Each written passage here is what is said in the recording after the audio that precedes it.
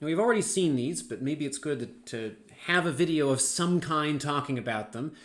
So the comparison operators, which are formally called relational operators because we use them to establish relationships between values, like is A less than B, are the family of operators. We have them here. Less than or equal to, not equal to, greater than or equal to, and greater than.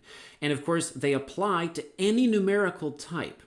But the result will always be an int. So to be clear, if I ask the question, is 6 less than 10? Well, the answer to that is 1, an int. And of course, 6 was an int, and 10 was an int. But even if I ask the question, is 6.5 less than, let's say less than or equal to 10.1, the result from that will also be an int.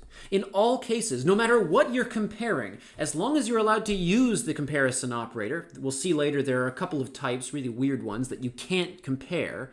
As long as you're allowed to use the comparison operator, the result will always be an int, and it will always be either 1 or 0, and that's it.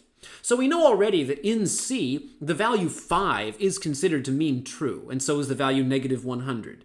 And that means if you have negative 5 and you stick it inside an if statement, so if we write if negative 5, this will be considered true. However, the comparison relational operators, and later we'll see the logical operators too, only ever give you a 1 or a 0. So you're guaranteed the result of a comparison will always be either 1, which will mean true, or 0, which will mean false. And it will always be an int. So unlike arithmetic operators, where we already know that if we multiply a double by an int, we get a double because int times double equals double. Unlike for arithmetic operators, the result of a comparison operator has no bearing whatsoever on the inputs. So whether you're comparing ints or doubles or an int to a double, the result will always be an int. So here are a couple of examples of that. So we've got our ints a and b, and we have this value z. What is it? So I am assigning the result of a comparison operator to an integer.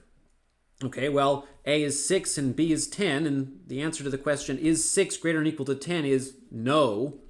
No. So it's 0. And that's an int. All right.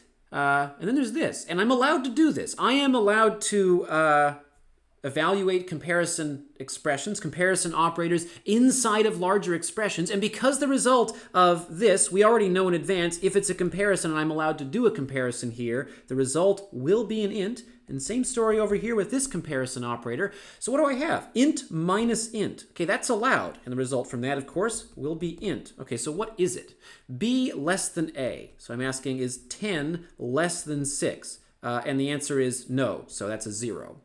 Okay, A not equal to B. Is it the case that 6 is not equal to 10? And the answer here is, well, yeah, 6 is not equal to 10, so that's a 1. And that means my entire result will be the integer value negative 1.